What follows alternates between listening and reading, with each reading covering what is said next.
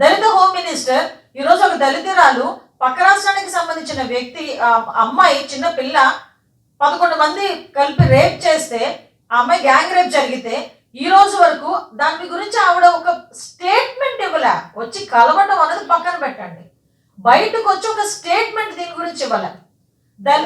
ఆ home minister గురించి పక్కన పెట్టండి, ఎందుకు పోలీస్ డిపార్ట్మెంట్ వాళ్ళు కూడా ఈ విషయాన్ని గోప్యంగా ఉంచుతున్నారు? ఇందులో మాకు చాలా అనుమానాలు వస్తున్నాయి.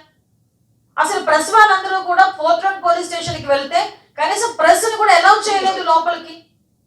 నిజంగా నేనేమంటానంటే, ఒక ఆడబిడ్డ మీద, దళిత బాలిక మీద, 17 సంవత్సరాల దళిత బాలిక మీద అత్యాచారం జరిగి 11 మంది అత్యాచారం జరిపితే ఆ నిందితుల్ని ఎందుకు ఈ రోజు వరకు, ఆ నిందితుల్ని పెట్టుకొని ఎందుకు ఈ రోజు వరకు ఒక ప్రెస్ మీట్ పెట్టలేకపోయారు సిపి గారు? ఒకసారి దీని అందరికీ సమాధానం చెప్పాలి. ఇప్పుడు ఆడబిడ్డ ఎక్కడుంది? నిన్నే మా మహిళా అధ్యక్షురాలు ఆ డిఎస్పీ గారికి దిశ డిఎస్పీ గారికి ఫోన్ చేస్తే హాస్పిటల్లో ఉంది అన్నారు. మేము హాస్పిటల్లోకి వెళ్ళి అమ్మాయిని పరామర్శించడానికి రెడీ చేస్తే హాస్పిటల్ నుంచి డిశ్చార్జ్ చేసింది అన్నారు. అంటే ఎందుకు గోప్యత ఉంచుతున్నారు? ఈ ఒక్క కేసే కాదండి, మీ ఒక్క కేసు గురించి మాట్లాడడానికి కాదు ఈరోజు. మొన్నే డీసీపీ గారు బయటకు వచ్చి ఎన్ని అబద్ధాలు చెప్పాడంటే ఆయన.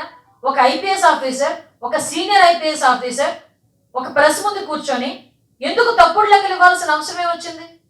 అరే మీకు అర్థం కావట్లే, 4.5 సంవత్సరాల కాలంగా ఆడపిల్లల మీద జరుగుతున్న అఘాయిత్యాల్లో మీ గొయ్యి మీరే తవ్వుకున్నారు.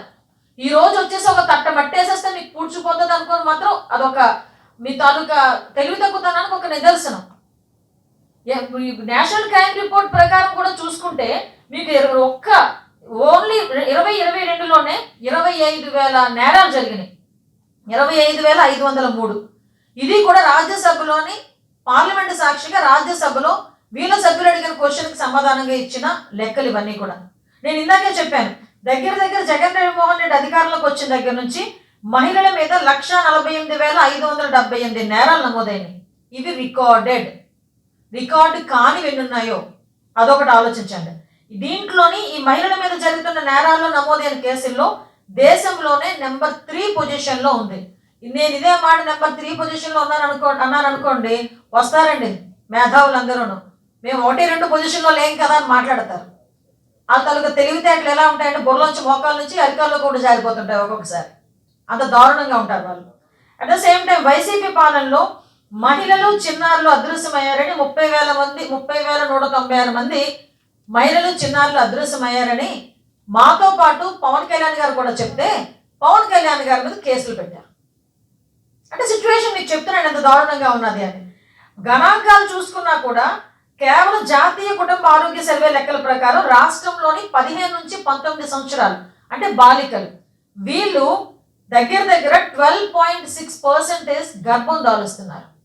అంతవరకు ఎందుకండి? నిన్ననే ఈరోజు మళ్ళీ పేపర్లో చూసాం, 14 సంవత్సరాల అమ్మాయి వాళ్ళ మేనమో వల్ల అమ్మాయి గర్భం దాల్చింది. అంటే ఇలాంటి సంఘటనలు ఇవన్నీ పక్కన పెట్టండి. నేను డీసీపీ గారిని అడుగుతున్నా, బాబు డీసీపీ గారు, నేను 4.5 సంవత్సరాల కాలం నేను వెళ్ళట్లే, కేవలం డిసెంబర్ నెలలో మచ్చుకి ఒక 10 సంఘటనలు మీకు తెలుసో లేదో నాకు తెలియదు. నవంబర్ 26 నుంచి ఇప్పుడు డిసెంబర్ వరకు చూసుకుంటే దగ్గర 40-50 కేసులు నమోదైనవి. 40-50 కేసులు నమోదైనవి. అందులో మచ్చుకు చూసుకుంటే ఏలూరు జిల్లా వేలేరుపాడు మండలంలోని 10వ తరగతి జరిగిన ఒక అమ్మాయి మీద అఘాయిత్యం ఏలూరులో. నవంబర్ 30 చూసుకుంటే సింగరాయకొండలోని బంగినపల్లిలోని ఆటో డ్రైవరు ప్రతాప్ అనే వ్యక్తి ఒక బాలిక మీద అత్యాచారం. డిసెంబర్ 4 చూసుకుంటే నంద్యాల బనగాలపల్లిలోని నందకృష్ణ అని మీ వాలంటీర్ 5,000 జీతగాడు ఉన్నాడు కదా, 5,000 జీతగాడు జీతం సరిపోవట్లేదని ఒక వివాహితను 5 తులాల బంగారంతో పాటు తీసుకెళ్ళిపోయాడు. ఇలాంటి కేసులు ఎన్నున్నాయో ఒకసారి ఆలోచించండి. కర్లపాలెంలోని వైసీపీకి చెందిన లకర్రావు అనే వ్యక్తి అత్యాచార ఘటన. డిసెంబర్ 13 8వ తరగతి చదువుతున్న అమ్మాయిని ప్రేరేపించకపోతే చంపేస్తానని అఖిలని కుర్రుడు బెదిరించడం, అది కూడా ఏలూరు జిల్లాలో. డిసెంబర్ 27 మన హుకుంపేటలో డుమ్రిగూడలో ఒక రేప్. డిసెంబర్ 26 ఈస్ట్ గోదావరిలో రంగంపేటలోని వైసీపీకి చెందిన ఒక వ్యక్తి వైసీపీకి ఓటేయలేదని చెప్పి ఒక వృద్ధురాలు మీద అఘాయిత్యం. డిసెంబర్ 28 ప్రకాశం డిస్ట్రిక్ట్లో మార్కాపురంలోని రైల్వే స్టేషన్ పరిధిలో ఒక ముసలామె మీద సామూహిక అత్యాచారం. డిసెంబర్ 16 నంద్యాల జిల్లా నందికొట్కూరులో హౌసింగ్ బోర్డులోని రుక్సానా అనే అమ్మాయి మీద మహిళ మీద కత్తితో దాడి. అంటే నేను జస్ట్ మీకు ఎగ్జాంపుల్స్ చెప్తున్న ఇష్యూస్ ఇవన్నీ కూడా రికార్డెడ్.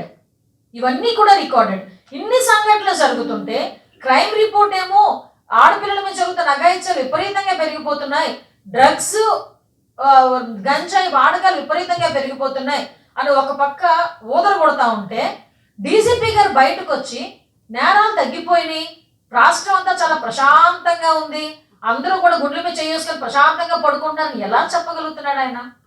మరి మహిళల మీద జరుగుతున్న అఘాయిత్యాలు కనిపించట్లేదా? దళిత బాలికల మీద జరుగుతున్న అఘాయిత్యాలు కనిపించట్లేదా ఆయనకి? అంటే ఇక్కడ నేను చెప్పాల్సింది ఏంటంటే ఆఖరికి మీరు సిగ్గుపడాల్సిన విషయం, డీసీపీ గారు దయచేసి క్షమించండి నేను ఈ మాట మాట్లాడుతున్నానని, మీరు కూడా సిగ్గుపడాల్సిన విషయం, పోలీస్ డిపార్ట్మెంట్ కూడా సిగ్గుపడాల్సిన విషయం. దిశ పోలీస్ స్టేషన్ ని మీరు ఏర్పాటు చేశారు రాజమండ్రిలో.